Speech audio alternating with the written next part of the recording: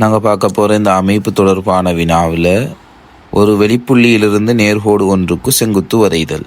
அப்போ நாங்கள் அந்த வெளிப்புள்ளியில் எங்களோட கவராயத்தை குத்திட்டு அந்த நேர்கோட்டில் 2 புள்ளிகளை வெட்டுறது.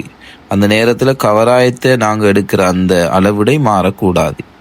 அதுக்கு பிறகு அந்த 2 புள்ளியிலையும் கொண்டு போயிட்டு நான் அந்த கவராய முனையை குத்திட்டு எனக்கு விருப்பமான ஒரு அளவிடைக்கு நான் என்ன செய்யணும், கவராயத்தை அட்ஜஸ்ட் பண்ணி எடுக்கணும்.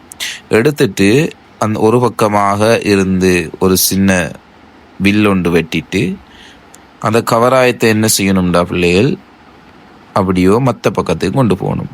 கொண்டு போயிட்டு அந்த வில்லோட வெட்டுப்படுற மாதிரி இன்னொரு வில்லை வெட்டணும்.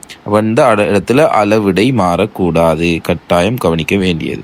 அப்போ வில் ஒன்று வெட்டினதுக்கு பின்னால அந்த வில் 2ம் சந்திக்கக்கூடிய புள்ளியையும் வெளிப்புள்ளியான அந்த எக்ஸ் அப்படின்ற அந்த புள்ளியையும் என்ன செய்யணும்டா பிள்ளைகள், எங்களுக்கு நேர் விளிம்பு தருவாங்க, கொண்டு போகணும்.